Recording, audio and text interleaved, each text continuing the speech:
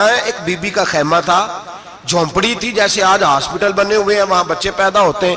ایک be be تھی، وہ دائی تھی، کام کرتی تھی یہ والا، اس کے گھر میں 2 کیس اکٹھے آ گئے، نہ اتنی لمبی چوڑی لائٹیں ہوتی تھی۔ اس نے اپنی جھونپڑی میں دونوں بیویاں اکٹھی تھی، دونوں کو اللہ تعالیٰ نے اولاد دی۔ رات بڑی گہری تھی، اندھیرا بڑا سخت تھا، ایک کے گھر میں بچہ پیدا ہوا، دوسری کے گھر میں بچی پیدا ہوئی۔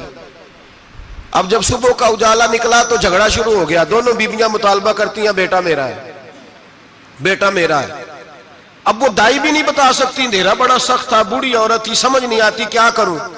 تلواروں تک بات چلی گئی، لوگوں نے کہا کیوں لڑتے ہو جب مولا علی شیر خدا جو موجود ہے۔ انا مدینہ تو علم و علی بابوہا، نبی پاک نے فرمایا میں علم کا شہر ہوں، علی اس کا دروازہ ہے۔ فرمایا جب اتنا بڑا شخص موجود ہے تو ضرورت ہی نہیں۔ لوگ پریشان ہو کے گئے، جا کے کہنے لگے حضور ایک مسئلہ آ گیا، ذرا سوچ کر غور کر کے بتائیے۔ اندھیرے میں بچہ پیدا ہوا، ایک بی بی کے ہاں بیٹا، ایک کے ہاں بیٹی، اب دونوں بیٹی کی طلبگار ہے، فیصلہ کیسے کریں؟ تو حضرت علی نے کہا بڑے تم پریشان آئے تھے، یہ بھی کوئی بات ہے؟ دونوں بیویوں کا تھوڑا تھوڑا دودھ نکال کے تولو، جس کا دودھ وزنی بیٹا اسی کا ہے۔ کہا حضرت جی یہ مسئلہ آپ نے کیسے نکالا؟ فرمانے لگے قرآن پاک سے نکالا ہے۔ کہا کیوں؟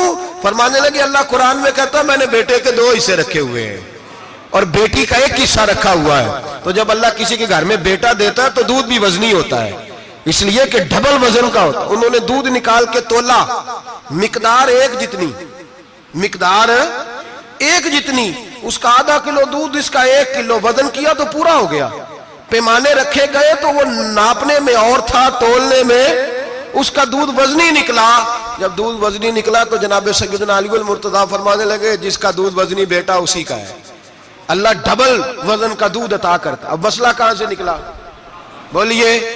لیکن ہر بندہ نکالنے کی طاقت